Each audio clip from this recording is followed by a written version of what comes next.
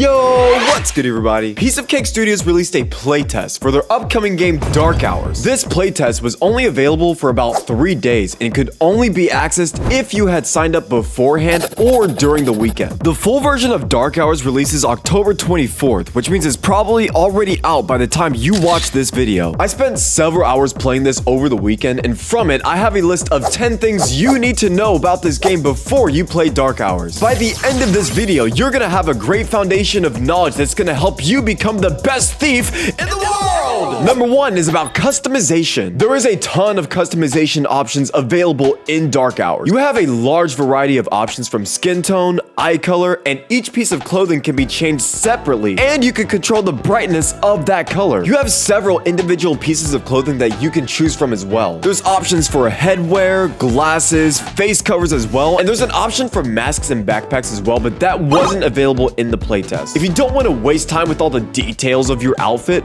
there's an option for you to randomize everything as well. Number 2, we're talking about game settings. When creating a lobby, you will have the ability to change certain parameters of the game you're about to play. This includes difficulty from easy up to nightmare, the number of deaths or KOs your team can have, the minimum number of survivors needed, the streak goal, and you can even choose to blacklist an entity. Go ahead and blacklist the Stone Stalker, bro. You'll thank me later. Number 3, pay attention to the different missions or contracts that you are taking. Right now, there are 2 main contract types that you and your team can vote for. The first is a find and loot mission, which will have you doing something like having a team bag total of $39,000 and grabbing 4 silver lion statues. Or there's find and throw away missions, which will have you find a trash can somewhere on the map and throw away documents in them. Upon completing a mission, you will receive a split of the team bag total, plus extra for any medals you may have. Number 4, make good use of the items available to you. There are several items that you can use when you're out on your heists. Right away in the heist van, of course, you can pick up some starter items, including a crossbar, a walkie-talkie, adrenaline shots, and hackers, but all of these items can be found throughout the museum, so don't feel bad if your teammates take something that you wanted. There are other items that you can find as well, including cameras which can stun stone stalkers, or a hairdryer which you can use to defrost frozen teammates. Along the lines of items, let's talk about loot in this game. Just like how an Apple Watch is not the same thing as a Rolex,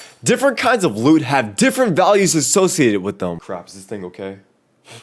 It's good.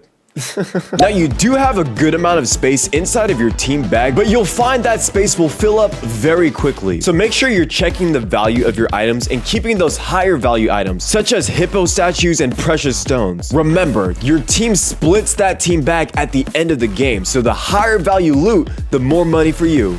Ooh, bars. Number 6, we're talking about the vents. In certain rooms throughout the museums, you'll see vents only accessible with the help of a teammate. This is important because this is sometimes the only way you can access certain rooms. The ones I'm talking about specifically are ones that are locked from the inside. These rooms are not always necessary for you to enter in order to complete a heist. However, there may be some quest items such as a trash can that may be locked behind these doors, so I'd recommend you checking them anyways just to make sure. Now, number 7, we're talking about a new entity that was added in this playtest. And for right now, I'm gonna call this thing Twin Blades. The Twin Blades is the slender goblin creature with long sword arms that it uses to walk around on. This entity is deaf, so staying quiet and sneaking around, even if really close up, will keep you from being detected. However, be warned, this thing is extremely sensitive to sound and it is very aggressive. If you're anywhere within its hearing radius, it will run straight towards you, not even slowing down around corners. This thing was causing so many problems that people were actually messaging the devs about it in the Piece of Cake Discord server. The one saving grace we do have against this thing though is that you can disorientate it by using a blowhorn. So keep those handy if you find one. Number 8 is another new entity introduced in this playtest, and that is the Ice Switch. The Ice Switch can be found wandering the halls or staring at a wall when I first saw it,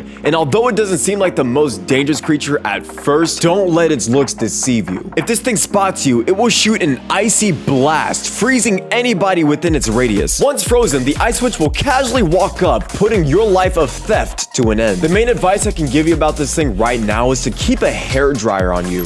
You can use a hairdryer to thaw out your friends faster than you would otherwise. Number 9, do not allow you and your team to run into the vault all at once. The vault generally will be your final destination before making your way to the emergency exit. But a mistake I've made a couple of times is running straight in there without a second thought. Do yourself a favor and don't do this. Doing so will cause an alarm to be triggered, trapping anyone inside behind the steel bars. This also releases some sort of gas that causes different kinds of deadly side effects. The only way to undo this is by pressing the red button right next to the door at the front of the vault. So be careful because you can end up literally trapping yourself and your team inside. Speaking of team, that brings us straight into number 10. Get yourself some good teammates. Although you can play this game solo and have a good time, the experience is so much better when you have yourself at least one other person to play with. Different mechanics like hacking, climbing into vents, or reviving can only be done with 2 people, and these are integral parts of the game. Of course, you are not required to communicate with your teammates,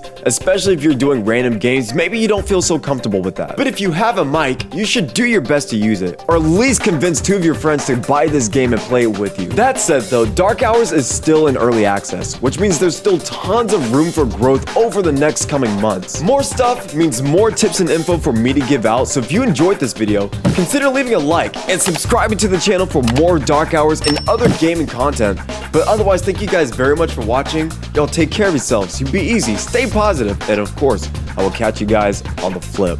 Woo!